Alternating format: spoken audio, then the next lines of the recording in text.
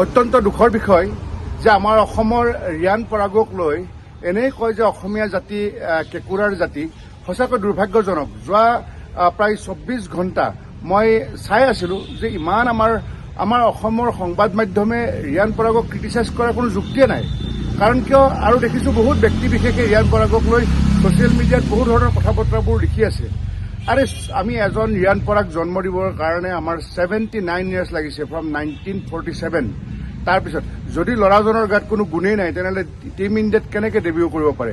গতিকে ৰিয়ান পৰাগে তেওঁক ক্ৰিটিচাইজ কৰিছে, তেওঁক বাহ দিব লাগে। কাৰণ তেওঁ আজি IPLত খেলাই নহয়, কেপ্টেইন RRৰ কেপ্টেইন কৰি ৰাজস্থান ৰয়েলছৰ কেপ্টেইন কৰি দলটোক এই মুহূৰ্তলৈকে ছেকেণ্ড স্থানত ৰাখিবলৈ সক্ষম হৈছে।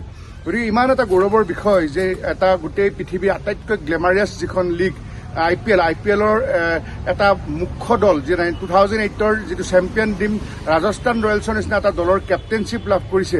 কিন্তু আমি প্ৰশংসা কৰিমতো দূৰৰ কথা, তেওঁ পাৰফৰ্মেঞ্চ কৰিব পৰা নাই বা তেওঁ কিবা চিগাৰেট খাইছে অমুক ইত্যাদি ক্ৰিটিচাইজ কৰি আছে। আৰে এজন ৰিয়ান পৰাগ পাবৰ কাৰণে মই ক'লোঁ যে 1947ৰ পৰা এতিয়ালৈকে আমি 79 ইয়াৰ্ছ আমি ৱেইট কৰি তেওঁ উত্তৰ পূৰ্বাঞ্চলৰ অসমৰ প্ৰথমজন টিম ইণ্ডিয়াত মেন্সত ডেবিউ কৰা প্লেয়াৰ। আৰে আমিতো কোনো আমাৰ অসমৰ প্লেয়াৰক আজিলৈকে আবু নছিমক শচীন তেণ্ডুলকাৰে চিনি পালে, মেইন 11ত খেলালে, মুম্বাই ইণ্ডিয়ানছত, বিৰাট কোহলীয়ে ৰয়েল চেলেঞ্জাৰ্ছ বেংগলোৰত খেলালে। কিন্তু অসমৰ কোনোৱে ক'ব নোখোজে, লাগিলে ছ'চিয়েল মিডিয়াই হওক বা অন্যান্য ব্যক্তিসকলে খেল ভাল পোৱাসকলে, যে আবু নছিমক টিম ইণ্ডিয়াত দিবলৈ। অকল সেয়াই নহয়, ৰাজেশ বৰাৰ কথা ক'বলৈ নোখোজে, জাকাৰিয়া জুফ্ৰিৰ কথা ক'বলৈ নোখোজে, গৌতম দত্তৰ কথা ক'বলৈ নোখোজে। গৌতম দত্তই শচীন তেণ্ডুলকাৰ থকা টিমত ভাইচ কেপ্টেইন আছিলে, কেপ্টেইন আছিল ৰাহুল দ্ৰাবিড়। গতিকে সেইবোৰ কথা আমাৰ প্ৰশংসা কৰিব দূৰৰ কথা, আমি কেঁকুৰাৰ জাত তলৰে টানি থাকোঁ। এই মুহূৰ্তত ৰিয়ান পৰাগক সকলোৱে সমৰ্থন কৰিব লাগে যে তেওঁ আকৌ T20 বা ODI বা টেষ্ট মেচত তেওঁ কামবেক কৰিব লাগে। গতিকে তেওঁৰ পিছত লাগি আছে। গতিকে বহুত কষ্ট কৰিলেহে এজন প্লেয়াৰে আজি এনেধৰণে টিম ইণ্ডিয়াত নাম কৰিব পাৰে। হয়, এটা পাৰফৰ্মেঞ্চ সদায় নাথাকে। আপোনালোকে জানেনে যে মুম্বাইৰ অজিত আগাৰকাৰে টেষ্ট মেচত অষ্ট্ৰেলিয়া এগেইনষ্টত কণ্টিনিউ 7টা ডাক মাৰিছিল, 7টা 0। তথাপিও কিন্তু মহাৰাষ্ট্ৰ মুম্বাইৰ কোনো নিউজ পেপাৰে সেই অজিত আগাৰকাৰক ক্ৰিটিচাইজ কৰা নাছিলে, বৰঞ্চ কৈছিলে যে 8 নম্বৰ মেচত তেওঁ পাৰফৰ্মেঞ্চ পাব। গতিকে তেনেধৰণে আমি প্ৰত্যেক বাংগালোৰৰ KL ৰাহুলক কেনেকৈ ছাপোৰ্ট কৰে, বাংগালোৰত জৱাগল শ্ৰীনাথ, ভেংকটেশ প্ৰসাদ, ৰাহুল দ্ৰাবিড়, অনিল কুম্বলেক কেনেকৈ সমৰ্থন কৰে, আৰু বা আমি বেংগলত সৌৰভ গাংগুলী বা দেৱাং গান্ধী, মনোজ তিৱাৰীক কেনেকৈ তেওঁলোকে সকলোৱে সমৰ্থন কৰে। অন্যান্য দিল্লীৰ ক্ষেত্ৰতো বিৰাট কোহলীকে হওক, পাঞ্জাৱত যুৱৰাজ সিং, হৰভজন সিং। গতিকে সকলো ক্ষেত্ৰতে যাৰ য'ত যেনেকৈ প্লেয়াৰ আছে, আজি যদি বৰোদাৰ প্লেয়াৰ আছিলে এসময়ত জেকব মাৰ্টিনৰে হওক বা গুজৰাটৰ পাৰ্থিৱ পাটিল বা বৰোদাৰ আপোনাৰ যি নয়ন মংগিয়া, এই ধৰণৰ মুঠতে যি ঠাইৰ যি ক্ৰিকেট প্লেয়াৰ বা অন্যান্য প্লেয়াৰ সকলোৱে সমৰ্থন কৰে, ছাপোৰ্ট কৰে, তেওঁক উৎসাহিত কৰে।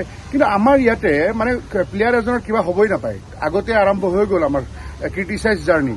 বা এনেধৰণে আজি হিমা দাসৰ কথা বহুতে ক্ৰিটিচাইজ কৰে। এজন প্লেয়াৰে বিশ্ব জুনিয়ৰত তেওঁ গ'ল্ড মেডেল পাইছে টাম্পেৰে, কিমান ডাঙৰ কথা। এতিয়া এটা প্লেয়াৰ সদায় পাৰফৰ্মেঞ্চ দি থাকিব নেকি? শচীন তেণ্ডুলকাৰে 6 আখটাৰৰ বলত 0 মাৰিছে। গতিকে সকলোবোৰ বিতৰ্ক বাদ দি আমি ৰিয়ান পৰাগক সকলোৱে আশীৰ্বাদ কৰক। আজি চাওক, যেতিয়া ৰিয়ান পৰাগ ভাৰ্চেছ CSKৰ খেল হ'ব আমাৰ বৰ্ষাপাৰাত হয়, তেতিয়া মই ইয়াৰ আগতেও এটা বাতৰি কৰিছিলোঁ, তেতিয়া গোটেই ষ্টেডিয়ামখন হালধীয়া হৈ যায় আৰু ৰিয়ান পৰাগ আউট হ'লেও সকলোৱে চিঞৰে।